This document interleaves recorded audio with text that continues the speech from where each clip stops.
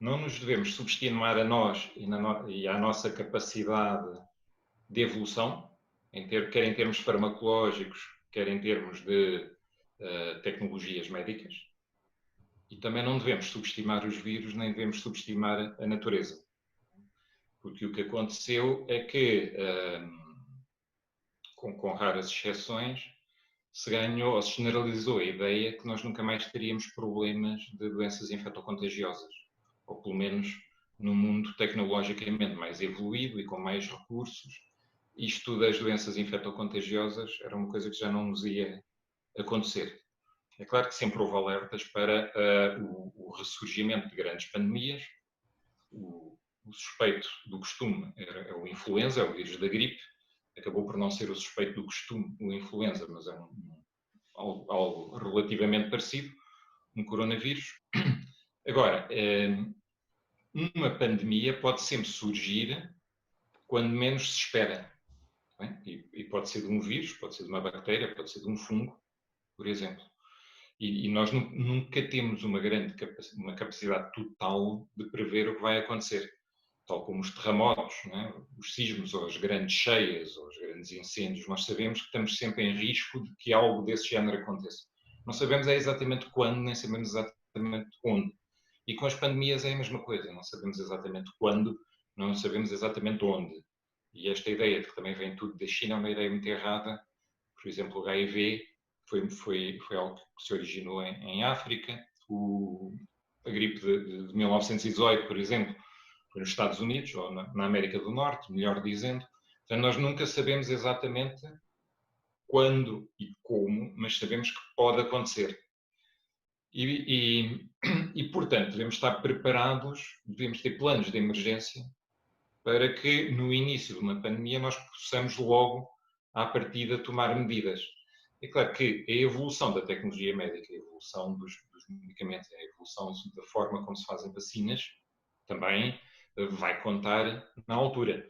Mas isto será sempre um jogo do gato e do rato, que dependerá muito das circunstâncias locais em que tudo acontece.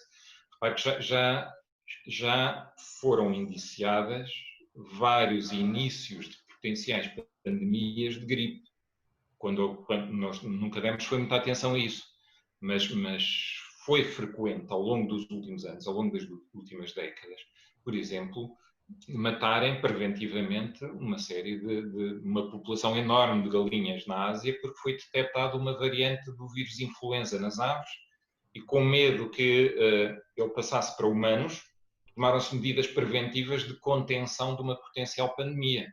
Hipoteticamente, deram resultado porque não aconteceu nenhuma pandemia, mas exigiu estar alerta, exigiu aplicar conhecimentos científicos e exigiu, em alguns casos, uma ação muito dura e muito localizada da ciência. É uma forma de entender a natureza.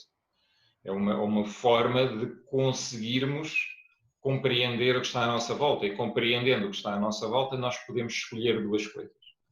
Ou fazemos como as gerações anteriores, que tendo um grande poderio tecnológico em determinada altura, pensaram que podiam dominar a natureza, e isso foi típico dos anos 50, 60, uma época de abundância e de grandes obras, e foi nessa altura, mais ou menos, que se criou uma ideia errada de que nós poderíamos derrotar os micróbios, os micro-organismos, e, portanto, já não ter problemas de doenças infectocontagiosas, onde houvesse tecnologia.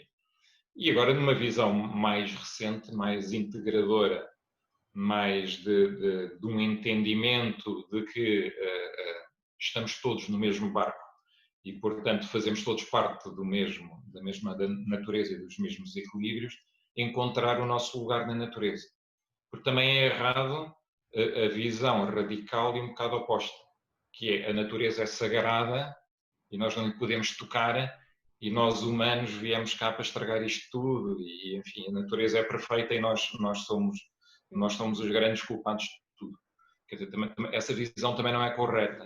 Nós temos que conviver com toda a natureza que está à nossa volta, incluindo os micróbios, por muita impressão que isso nos faça. Mas nós temos que saber conviver com bactérias e fungos e vírus, porque eles fazem parte da natureza. E nós temos que ter um equilíbrio com eles, temos que ter um equilíbrio. Isto aplica-se também muito muito às bactérias super resistentes.